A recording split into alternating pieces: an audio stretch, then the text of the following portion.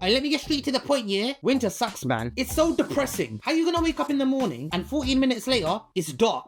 It's harder for Muslims as well. Imagine you hear the adhan for Zohar. So you get your prayer mat, you start praying, and before you even finish praying, it's Asr time and everyone's ill. There are people just coughing and shit. Like, COVID masks are now back in fashion. Like, I guarantee you that 70% of your call list have the lurgies right now. That's why when your mate calls you up and he's like, oh yeah, you wanna meet up?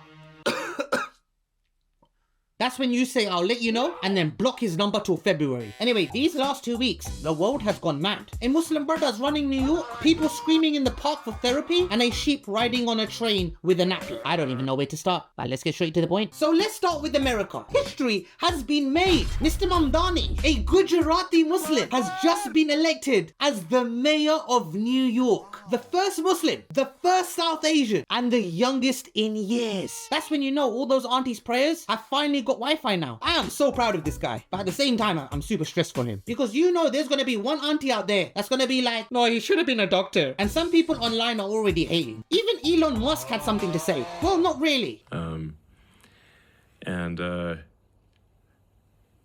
Yeah.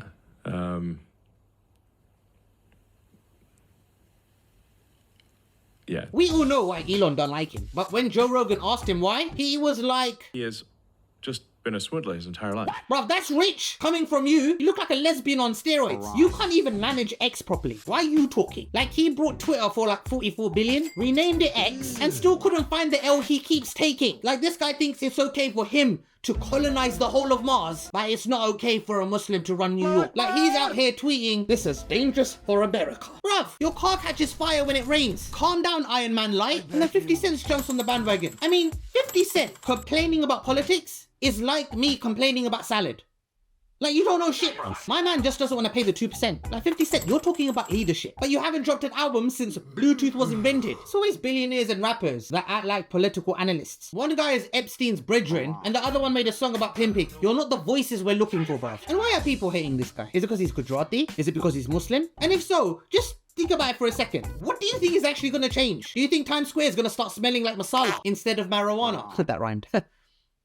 Like, do you think his first order is gonna be like, from now on, every yellow taxi cab now has to have prayer beads hanging from the rear view mirror? It's obligatory. They already do. Do people think that he's gonna replace the Statue of Liberty's torch and instead she's gonna be holding a slipper, put some gold bangles on her wrist and slap a hijab on her too? That's needs to cover up, innit? But it's different back in London. So back in London, people are literally paying money to scream in parks. It's called a scream club. Apparently it's stress relief. You show up, they count you down, and you just let out a massive yell.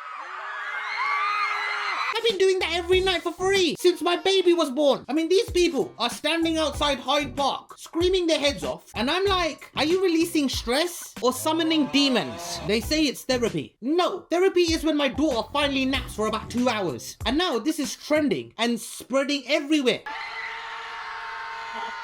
Like, it's a good idea. You know the country's finished when instead of solving rent prices, people are just outside in the park screaming, ah! Speaking of trending, now let's talk about this viral TikTok trend that's going everywhere. That mashup with Nicki Minaj, Bees in the Trap, and that What's Up song. I'm gonna be real, I don't get it. Is this a trend or a hostage video? Someone staring dramatically at the camera, lip syncing, doing slow motion head turns like you're in a perfume advert. Like everyone's trying to act like the main character, but they're recording it in their bathroom with toothpaste on their mirror. And people are taking this way too seriously. Morning and I step outside and I take a deep breath and I feel so high. I saw this one guy doing it in a car park, and I'm like, bro, you're not in a music video. You're outside Lidl. Like, I'm gonna say it. TikTok sometimes is very dumb. Follow me on TikTok though. I'm doing daily content every day. Speaking of dumb, the new Miss Universe pageant in Thailand turned into a full-blown soap opera. The director called Miss Mexico, get this, a dumbhead in front of everyone. Bro wants to get cancelled real bad. I haven't heard insults like that since year 6 playground days. Then Miss Mexico was like, Still talking? I still talking. Listen. I still keep talking to everybody. Why you stand up to talk to me? and obviously Miss Mexico looks so intimidating. So he was like, security. Get the security. Then all the contestants walk out and the internet loses it. I mean, first of all, the man's out here calling contestants names while his PR team is probably screaming louder than London's therapy club. I mean, I'm sure he won't get blasted for calling a beauty pageant female a dumbhead, and I'm sure his mental health will be fine. Or not, maybe. Then he apologized and started crying like a dumbhead. But speaking of crying, GTA 6 has been delayed again. No way! Didn't see that one coming. At this rate, the game will come out a day after Judgment Day. Wasn't it supposed to come out this year? Then they moved it to 2026 in like March or May. And now it's in November. What day next? Valentine's Day 2077. That's probably when it will actually come out. Like in 2077. Cyberpunk one's been delayed even more than Batman has been delayed. I mean, that's shockingly bad. I'm working on Batman 14. Don't scream at me.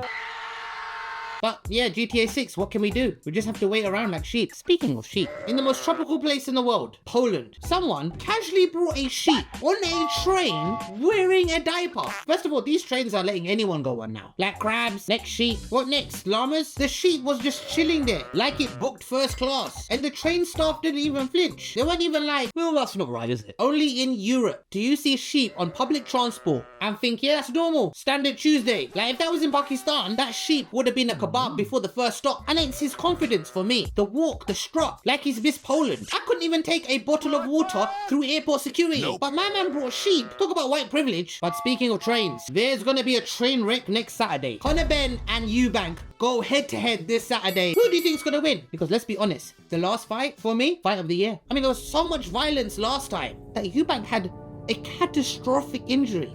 I was actually so dehydrated that one of the toenails on my big toe fell off. Well, who have you got? Let me know in the comments down below. And please make sure you like the video and leave a comment, because I was reading the comments and someone really cool reminded me that we should be celebrating the 10-year anniversary of the series Batman. And it's probably gonna take another 10 years for Batman 14 to come out. But I am working on it, I promise you. And now I even have more pressure in making sure this episode is incredible, because we are celebrating 10 years. So I can't wait to update you about Batman 14. And also, I'm not gonna lie, I've had a couple of really hard days. Actually, this year's been pretty tough.